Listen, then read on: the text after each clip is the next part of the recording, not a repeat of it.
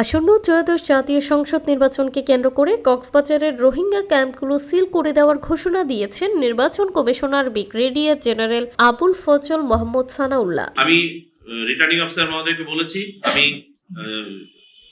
স্থানীয় বাহিনী প্রধানদের সাথে ইতিমধ্যে জিওসির সাথে এবং রিজন কমান্ডারের সাথে মিটিং করেছি।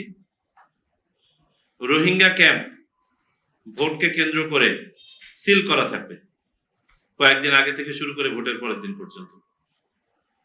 আমরা জানি যে রোহিঙ্গা ক্যাম্প থেকে সিপেজ হয়, তারা বাইরে বের হয়ে পড়ে সকালবেলা, অনেকে বিভিন্নখানে এটা কমপ্লিটলি সিলড হয়ে যাবে।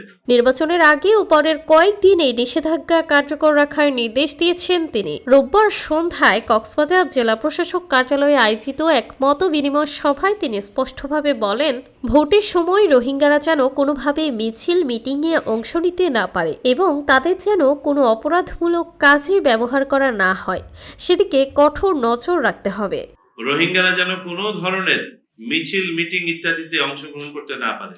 আমি রাজনৈতিক দলের প্রতিনিধি যারা ছিলেন উখিয়া এবং ইয়েতে, আমি তাদেরকেও বলেছি, আমি আশা করব যে এই মেসেজ তাদের কাছেও যাবে।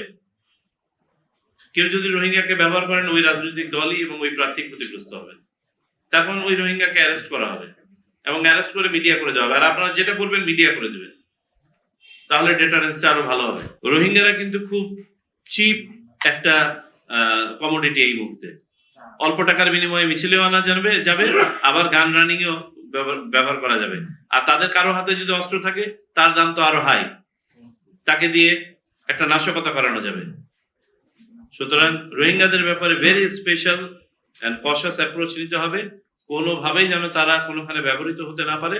আর Rohingya camp should be seal.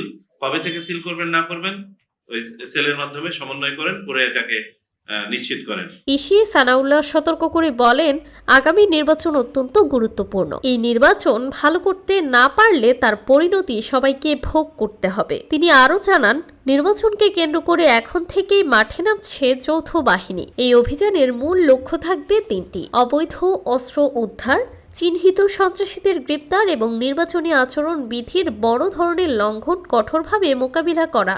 কঠোর হুঁশিয়ারি দিয়ে তিনি বলেন, মিনমিন করে নির্বাচন করা যাবে না। নির্বাচনে অনৈতিক প্রভাব বিস্তারের কোনো সুযোগ নেই। গায়ে জোরে কিছু হবে না। কেউ ক্ষুব্ধ হলে তাকে আইনের আশ্রয় নিতে হবে। জেলা প্রশাসক ও জেলা রিটার্নিং কর্মকর্তা মোহাম্মদ আ মান্নানের সভাপতিত্বে অনুষ্ঠিত এই সভায় আইন শৃঙ্খলা বাহিনীর ঊর্ধ্বতন কর্মকর্তারা উপস্থিত ছিলেন। আমি রিজন কমান্ডারের সাথে কথা বলেছি, আমি বিজিবি ডিজির সাথে কথা বলেছি, জিওসি মহোদয়কে বলেছি, একদম এসেনশিয়াল আনাগোনা ছাড়া, বৈধ বলবো না, এসেনশিয়াল আনাগোনা ছাড়া সব সিল হতে হবে। সমুদ্র পথে নেভি এবং coast guard, they have to ensure যে সমুদ্রপথ ব্যবহার করে কেউ যেন কোনো অপকর্ম করতে না পারে, না আসতে পারে, সিল করতে হবে। আমাদের 3টে দ্বীপ আছে, মহেশখালী, কুতুবদিয়া এবং সেন্ট মার্টিন। হ্যাঁ, আচ্ছা, যদি সোনাদিয়াতে থাকে সোনাদিয়া সহ, তাহলে এইগুলোতে বিশেষভাবে নেভি এবং কোস্ট গার্ড মিলে এই কাজটা সমন্বয় সাধন করতে হবে পুলিশের সাথে মিলে। বিশেষ করে টেকনাফ এবং মহেশখালী খুবই সংবেদনশীল। মহেশখালী বিকজ অফ ওই যে স্থানীয় অস্ত্র, আর টেকনাফ তো যে it is the entry point. আপনারা কাজ করবেন নির্ভয়ে। আমি যে কন্ডিশন গুলো বলেছি সেই কন্ডিশন গুলো ফুলফিল করে। বাংলাদেশে এখন একটা কমন অভ্যাস চালু হয়েছে, কোন লোক যদি শক্তভাবে কাজ করতে যায়, তার চরিত্র হনন শুরু করা, তার নামে দুর্নাম ছড়ানো।